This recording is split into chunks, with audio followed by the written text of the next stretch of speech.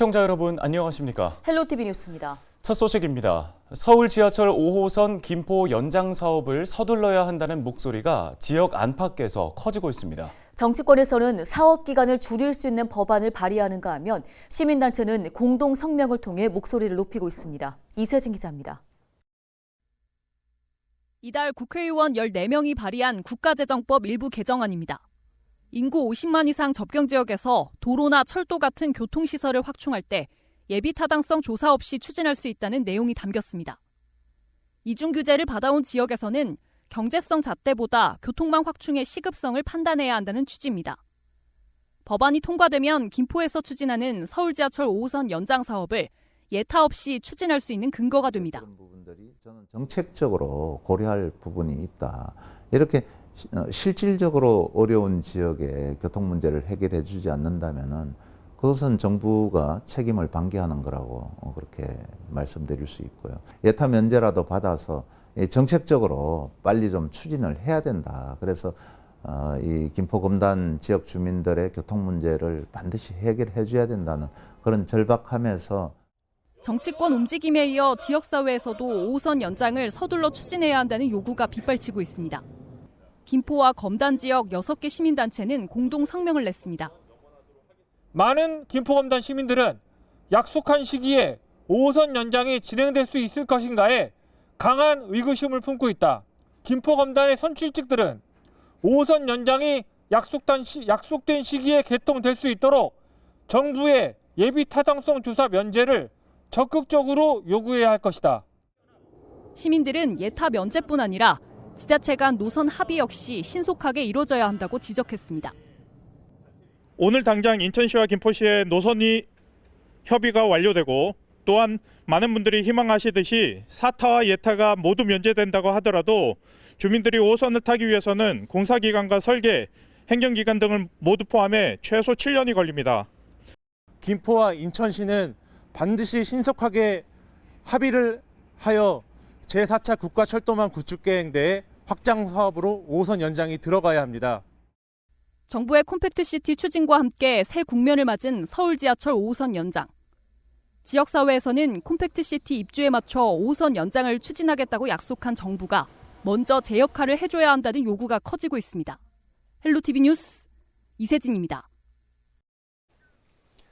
광역 소각장을 건립할 입지를 찾기 위해 김포시가 지난 2달간 재공모를 거친 결과 4개 지역이 유치 의사를 보였습니다. 지난 17일 김포시 광역소각장 입지 신청 재공모가 마무리된 가운데 양촌읍과 월곤면, 대곤면 3개 권역에서 4개 지역이 소각장 유치 신청을 낸 것으로 확인됐는데요. 김포시는 우선 신청 지역 4곳의 자격 요건과 인근 주민 60% 동의 여부를 확인할 계획입니다. 이후 자격 요건에 맞는 지역이 있을 경우 입지선정위원회를 먼저 구성해 타당성 조사나 환경 영향평가 같은 후속 절차를 추진할 예정입니다. 경기도 교육청 주관으로 치러진 지난해 11월 전국 연합 학력평가에 응시한 학생들의 성적과 이름 등이 담긴 파일이 해킹돼 온라인상에 유포됐습니다.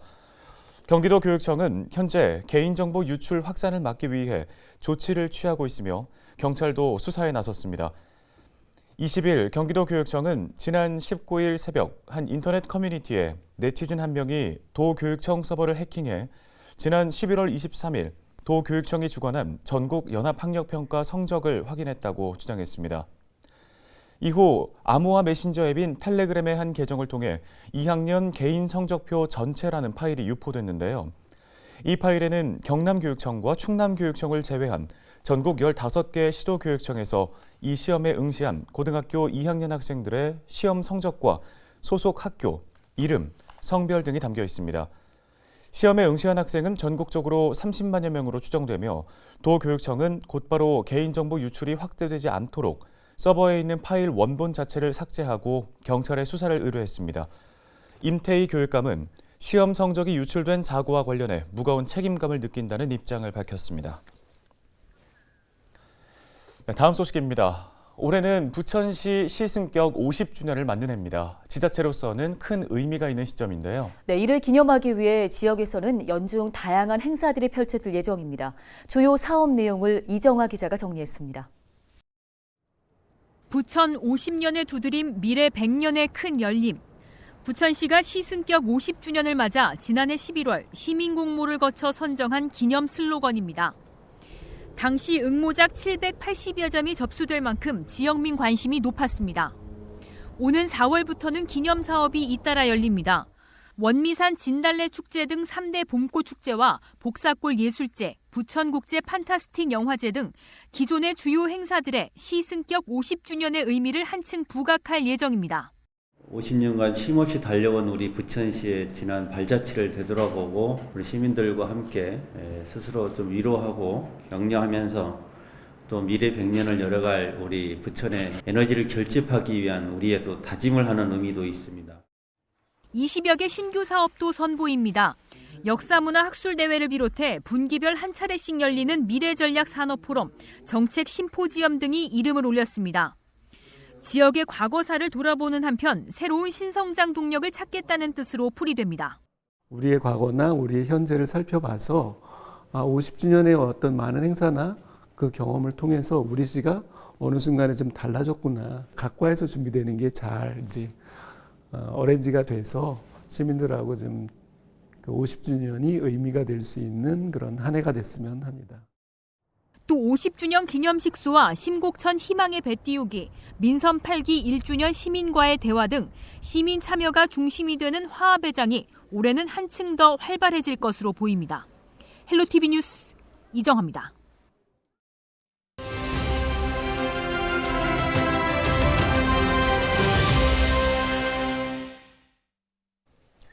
대출금리 상승과 고물가에 이어서 공공요금까지 오른다고 하면서 걱정하신 분들 많았는데요. 일부 지자체들이 공공요금의 인상을 보류하고 있습니다. 인천시 역시 며칠 전 공공요금을 상반기 중에는 올리지 않기로 했는데요. 네, 이광호 인천평화복지연대 사무처장을 연결해서 지역사회 표정을 좀 자세히 들어보겠습니다. 사무처장님, 먼저 인천평화복지연대에서도 이 공공요금 인상을 반대하신 걸로 알고 있습니다. 일단은 올 상반기에는 공공요금 인상하지 않기로 한 인천시의 결정 어떻게 보셨습니까? 일단 시민들의 목소리에 귀 기울여서 지금 민생이 어려울 때 공공요금 인상 일단 보류 결정한 것을 뭐 시민들은 환영하는 입장이고요. 이에 대한 후속적인 구체적인 뭐 대책이나 계획 이런 것이 좀 발표됐으면 하는 그런 바람입니다. 네, 인천시가 지하철이나 택시와 같은 공공교통요금은 앞으로 서울시 그리고 경기도와 협의를 해서 인상 시기와 규모를 결정할 방침이라고 하는데 어떻게 좀 해결해야 한다고 보시나요? 일단 인천시는 이제 보류 결정을 한 건데요. 이제 시민사회에서도 앞으로 공공요금을 계속 동결하자라고 하는 입장은 사실 아닙니다. 공공요금이 앞으로 이제 오를 수밖에 없는 상황이거든요. 예를 들면 버스라든지 지하철은 요금이 인상되지 않으면은 인천시비로 계속 이제 부족 부분들을 메워주고 있는 상태이기 때문에 결국 인천 시민들이 세금으로 메워주고 있는 거라 버스하고 지하철 이용자들이 요금 인상은 어쩔 수 없는 불가피한 상황일 것 같아요. 근데 이게 어느 시점에 얼마만큼 인상을 할 거냐라고 하는 거는 시민적 논의와 공감대가 이제 충분히 좀 필요하다고 보는 거고 지금은 당장 오를 시점은 아니다라고 하는 거고 다른 뭐 상하수도 요금이라든지 가스 요금이라든지 이런 것도 인천시에서 자체 결정할 수 있는 공공요금 인상에 대한 것도 마찬가지인 것 같습니다. 지금 이제 민생이 굉장히 어려운 상황이기 때문에 당장은 좀 보류해 놓고 이후에 이제 중장기적인 어떤 부족분에 대한 대책을 세워가면서 얼마만큼 언제 시점에 오를 것인지에 대한 시민적 합의와 논의는 좀 필요하지 않을까 이렇게 봅니다. 네, 민생 경제 날이 갈수록 더 어려워지고 있는 상황입니다. 이런 가운데 인천시가 어떤 대책들을 좀 마련해야 한다고 보시는지요? 일단 인천시에서 당장은 보류 공공요금을 이제 인상을 보류해 놓고 유정복 시장도 발표했듯이 이제 민생 현안에 대해서 선제적으로 대응하기 위한 뭐 민생안전특별위원회 구성을 해서 뭐 현장의 목소리를 반영하겠다 이렇게 발표를 했어요. 근데 이 얘기는 작년 8기 이제 시정부가 출범한 직후에도 시민사회에서 지속적으로 요구한 내용이기도 하거든요. 네, 뭐 지금 거의 이제 반년이 넘어서 이런 민생대책 기구를 이제 출범한 것이 좀 아쉽긴 하지만 이미 이제 꾸리겠다고 발표를 했으니 민생대책 민생안전특별위원회를 이제 폭넓고 다양한 어떤 시민들이 전문가와 같이 참여할 수 있게끔 구성을 해서 단기적인 대책, 뭐 그리고 중기적인 대책, 그리고 이에 따른 재정 문제에 대한 해결 문제, 뭐 이런 것들을 다각도로 논의해서 대책을 좀 세웠으면 좋겠고요. 좀 아쉬운 거는 서울시나 경기도가 이제 민생 대책이라든지 공공요금 관련된 대책을 내놓는 것에 비해서 인천시는 조금 반박자씩 늦는 것 같아요. 그래서 이제 유정복 시장이나 인천시 공직에 계신 분들이 민생의 목소리를 빨리 청취하고 빠른 결정을 통해서 효과를 좀 높일 수 있는 이런 대책을 앞으로 세웠으면 하는 바람입니다. 네, 알겠습니다. 말씀 여기까지 듣겠습니다. 인천평화복지연대 이광호 사무처장이었습니다. 정면차 비상 정지하기 바랍니다. 안내 말씀드리겠습니다. 마치 실수하고 시사원을 위하여 모든 열차가 정지하고 있습니다.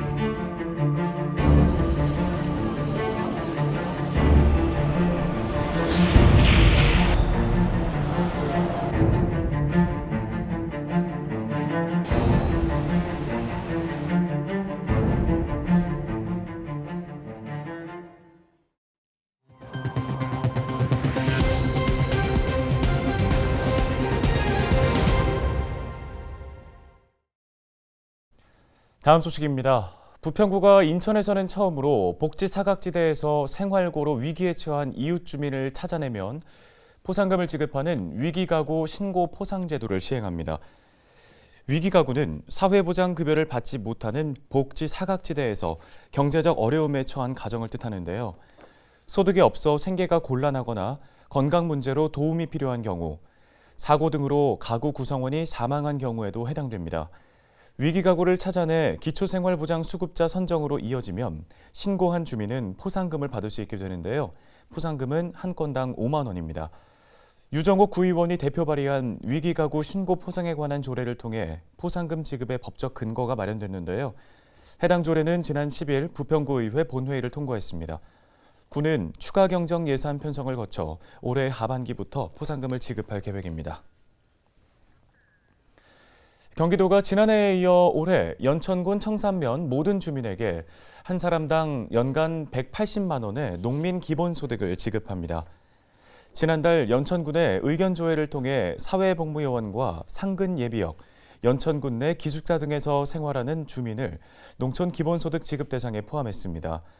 경기도는 지급 대상 기준 지침 개정으로 농촌기본소득을 2월 말에서 3월 초로 늦춰서 소급 지급할 예정이라고 밝혔는데요.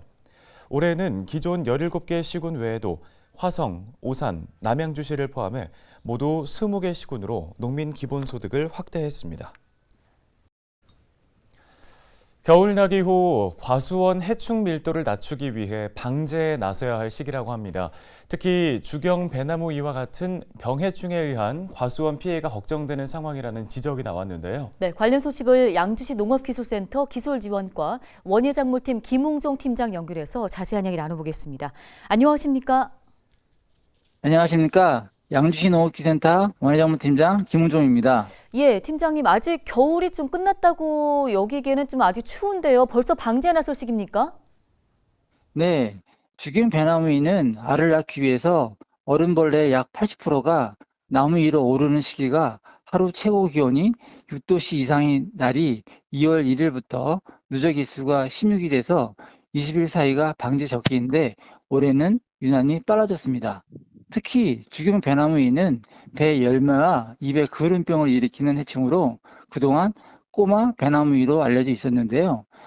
최근 농촌진흥청에서 미토콘드리아 유전자 중 일부를 증폭한 결과 그동안 국내 발생한 꼬마 배나무이가 주경 배나무이라는 것을 확인했습니다. 네, 이 주경 배나무이만 걱정할 때가 아니라고 하던데 어떻습니까? 네, 최근 기후변동이 심해짐에 따라서 주경 배나무이를 비롯한 깍지벌레류, 응애류, 특히 외래 돌발 해충인 미국 선야벌레, 갈색 날개 매물치 등과 검은별 무늬병 등 주요 병해충에 의한 과수원 피해 규모도 증가할 것으로 예상돼 걱정입니다. 네, 피해를 막는 가장 좋은 방법은 아무래도 예방일 텐데요. 방제 접기는 어떻습니까? 네, 양주시 농업기센터는 관내 기상 관측 예측 시스템을 주요 농가 10개소를 설치해서 기상 데이터 자료를 분석한 결과 작년 대비 10일 정도 빨라졌습니다. 그래서 양주시 방제 접기는 2월 23일에서 2월 28일 사이입니다. 네, 효과적인 방제 방법도 한번 알려주실까요? 네, 기계유 유제 희석 배수는 배의 경우 물 500리터당 12.5리터에서 17리터, 즉 30에서 40배를 희석하여 배나무의 거친 껍질과 가지에 살포하시면 됩니다. 단, 동해 피해가 자주 발생하는 과수원에서는 기계유 유제 대신 주경 배나무의 적용 약제를 권장 농도에 맞게 희석한 뒤 살포하셔야 합니다. 네, 보다 효과적인 방제 작업을 위해서 양주시 농업기술센터에 도움을 좀 청해도 될까요? 네, 물론입니다. 과수원 월동병해충 피해 예방과 방제 방법에 대해서 궁금하신 분은 언제든지 양주시 농업기술센터 원예작물팀으로 문의하시면 푸념 농사가 될 수 있도록 최선을 다해 답변드리겠습니다. 네, 도움 말씀 여기까지 듣도록 하겠습니다. 양주시 농업기술센터 원예작물팀 김웅종 팀장이었습니다. 네, 다음 소식입니다. 인천시가 올해 전기 승용차를 구매할 경우 최대 1,030만 원의 보조금을 지원하기로 했습니다. 시는 올해 전기자동차 구매 보조금 규모를 확정하고 21일부터 신청을 접수한다고 밝혔는데요.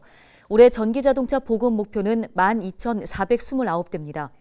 이를 위해 시는 국비 881억 원을 포함해 총 1,360억 원의 예산을 투입하기로 했습니다. 보조금은 승용차 1,030만 원, 소형 화물차 1,800만 원, 대형 버스 8천만 원입니다. 뉴스 마치겠습니다. 네, 고맙습니다.